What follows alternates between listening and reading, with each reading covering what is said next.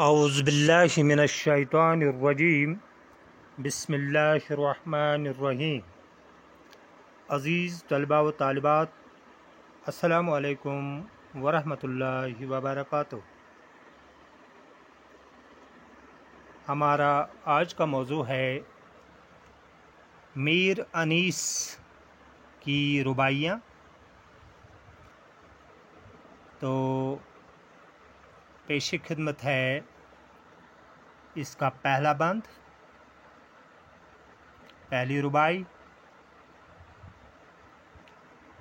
رتبہ جسے دنیا میں خدا دیتا ہے، رتبہ جسے دنیا میں خدا دیتا ہے، وہ دل میں فروتنی کو جا دیتا ہے۔ کرتے ہیں تہی مغز ثنا آپ اپنی، جو ظرف کی خالی ہے صدا دیتا ہے۔ اس بند میں، اس رباعی میں جو مشکل الفاظ ہیں ان کے معنی پہلے بتاتے ہیں۔ پہلا لفظ ہے اس میں رتبہ۔ رتبہ کے معنی ہیں عزت۔ ایک اور لفظ ہے اس میں فروتنی۔ فروتنی کے معنی ہیں عاجزی، انکساری۔ ایک اور لفظ ہے اس میں جا۔ جا کے معنی ہے جگہ۔ ایک اور لفظ آگے ہے تہی مغز۔ تہی مغز کے معنی ہیں احمق، بے وقوف۔ تو ایک اور لفظ ہے اس میں ظرف۔ ظرف کے معنی ہیں برتن۔ ظرف کا جمع آتا ہے ظروف، تو ظرف کے معنی ہیں برتن۔ ایک اور لفظ ہے اس میں صدا۔ صدا کے معنی ہیں آواز۔ اب آتے ہیں تشریح پر۔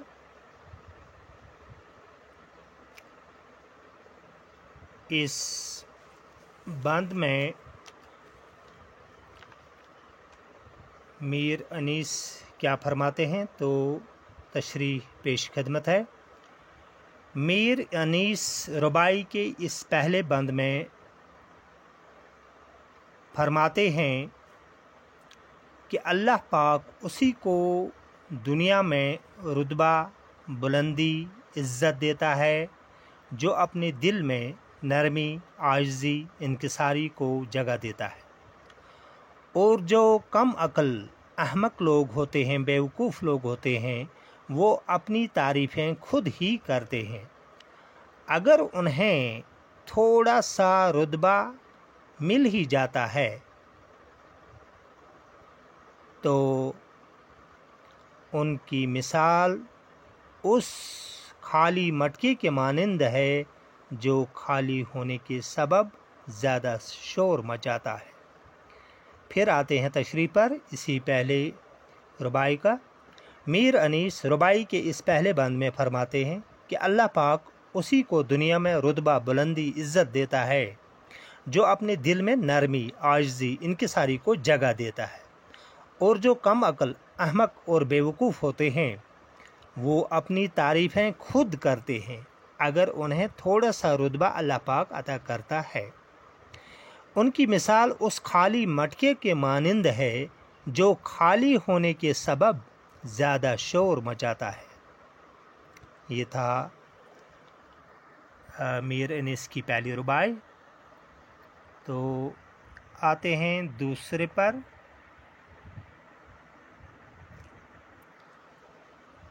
ماں باپ سے بھی سوا ہے شفقت تیری، ماں باپ سے بھی سوا ہے شفقت تیری، افزوں ہے تیرے غضب سے رحمت تیری، جنت انعام کر کہ دوزخ میں جلا، وہ رحم تیرا ہے یہ عدالت تیری ہے۔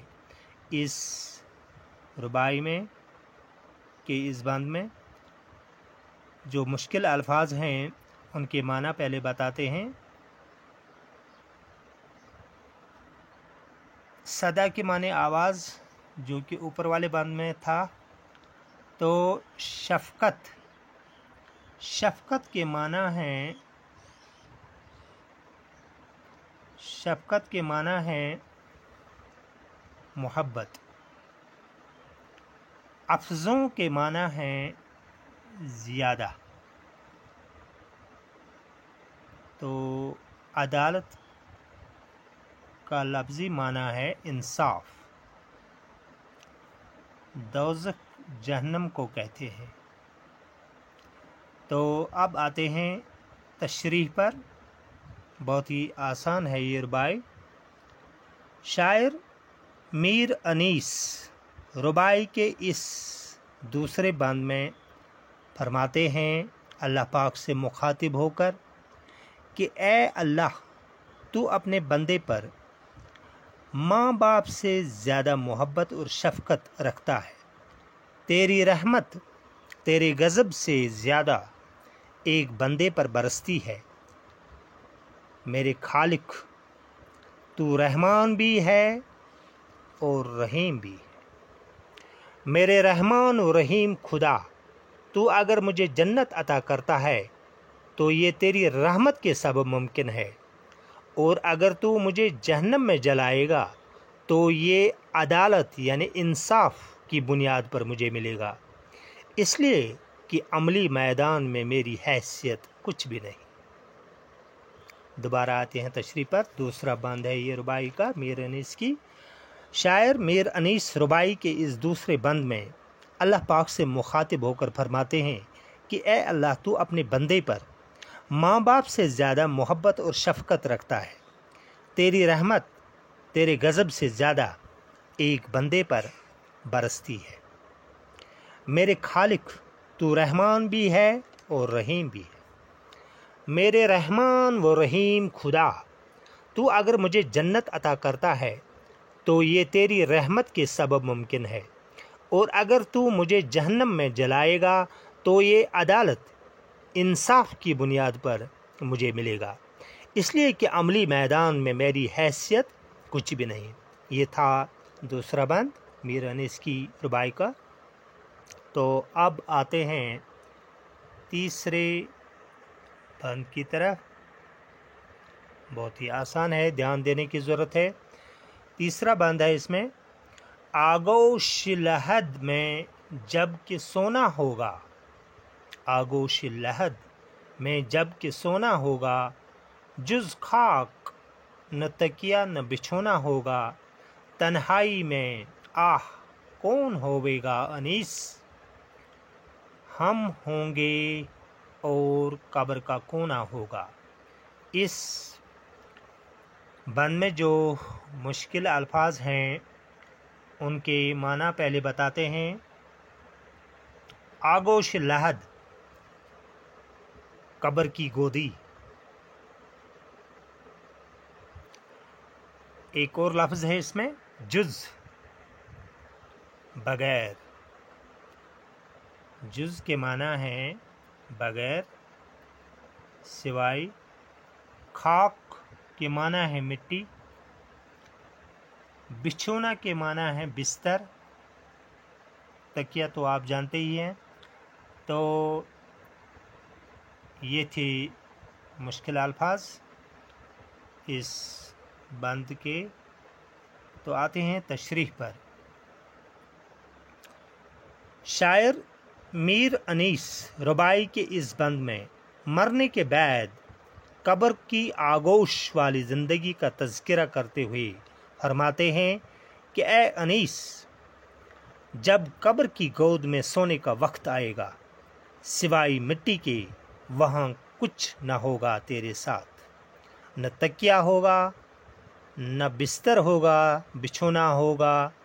اس تنہائی میں وہاں کوئی تمہارا ساتھی نہ ہوگا، ہم قبر کے کونے میں تنہا پڑے ہوں گے اور کوئی یار و مددگار نہ ہوگا۔ دوبارہ آتے ہیں تشریح پر. تیسرا بند ہے یہ. شاعر میر انیس رباعی کے اس بند میں مرنے کے بعد قبر کی آغوش والی زندگی کا تذکرہ کرتے ہوئے فرماتے ہیں کہ اے انیس، جب قبر کی گود میں سونے کا وقت آئے گا، سوائے مٹی کے وہاں کچھ نہ ہوگا،